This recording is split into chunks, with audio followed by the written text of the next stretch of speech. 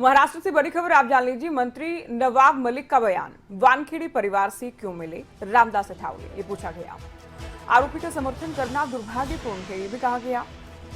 AC commission की जिम्मेदारी समझे अरुण हल्दर।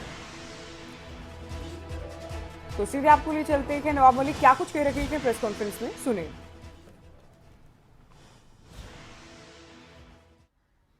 ये कहता ना कि हमसे कब मिले हम नहीं जानते, फिर बचाव करेंगे कि मुझे मालूम नहीं था ये कौन आदमी फाइनेंशियल हेड बन गया। लेकिन देवेंद्र जी के जयदीप राणा के रिश्ते बहुत घनिष्ठ थे।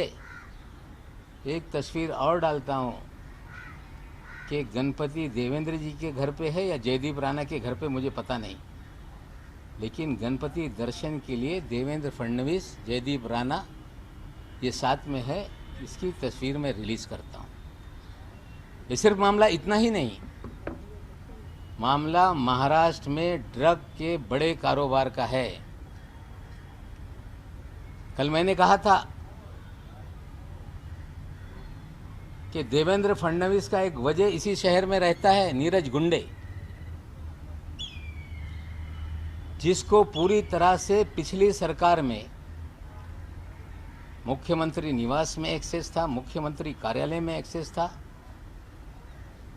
सारे अधिकारियों के चैम्बर में एक्सेस था, सारे पुलिस के ट्रांसफर वो तय करता था, ब्यूरोक्रेसी के ट्रांसफर वो तय करता था, और पूरी तरह से उगाही उसी के जरिए महाराष्ट्र में की जाती थी। और देवेंद्र जी जब भी नई मुंबई की तरफ, पूना की तरफ प्रस्थान करते थे तो शाम में उनके घर में हाजिरी लगती थी और लगातार नीरज गुंडे के घर पर वो बैठते थे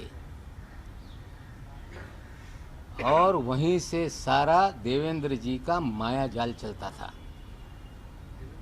सरकार बदलने के बाद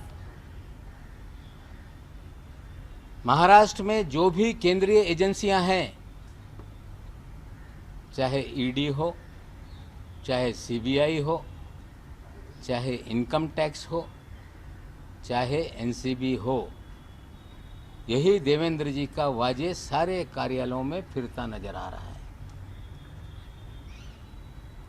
अधिकारियों के तबादले में भी करोड़ों रुपए वसूले जा रहे हैं। समीर दाऊद वानखेड़े, जो पिछले 14 साल में इस शहर में लगातार अलग अलग विभाग में काम करता है, उसके भी तबादला करने के पीछे महाराष्ट्र के पूर्व मुख्यमंत्री देवेंद्र फडणवीस हैं। और उसे लाया इसीलिए गया कि आप पब्लिसिटी करके नाजायज लोगों को फंसाया जाए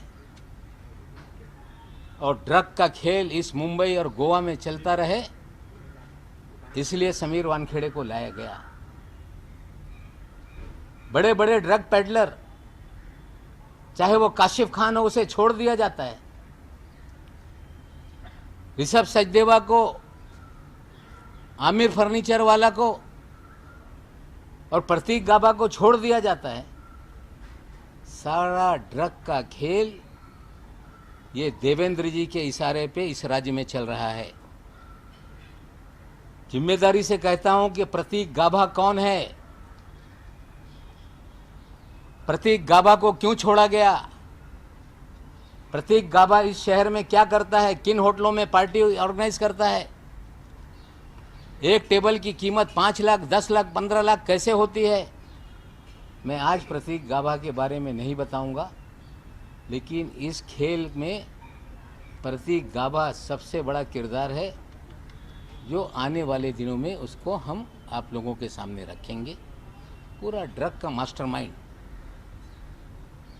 ड्रग के खेल का मास्टरमाइंड, हमें लगता है महाराष्ट्र का पूर्व मुख्यमंत्री है क्या, ये सवाल हमारे दिमाग में खड़ा हो रहा है। क्यों नीरज गुंडे जाकर बैठता है, क्यों बीजेपी के लोग छूट जाते हैं और ये कह देना कि मेरा कोई संबंध नहीं, यही कहेंगे कि हमें पता नहीं था, पता था। आपके नाक के नीचे ड्रग का धंधा चलता रहा। कई ऐसी तस्वीरें हम आगे लाएंगे जो ड्रग पेडलर हैं, जो भारतीय जनता पार्टी में हैं थे, वो सारी चीज़ों को धीरे धीरे खोलेंगे।